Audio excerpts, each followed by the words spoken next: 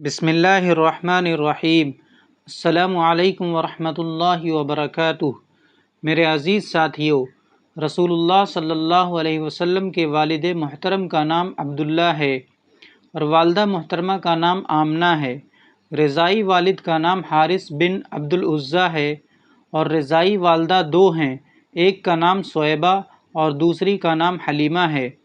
دادا کا اصل نام عامر ہے جو عبد المطلب سے مشہور ہے، اور دادی کا نام فاطمہ بنت عمرو ہے۔ پردادا کا اصل نام عمرو ابن عبد مناف ہے، لیکن وہ اپنے لقب ہاشم سے مشہور ہیں، اور پردادی کا نام سلمہ بنت عمرو ہے۔ نانا کا نام وہب بن عبد مناف ہے اور نانی کا نام برہ بنت عبدالعزیٰ ہے۔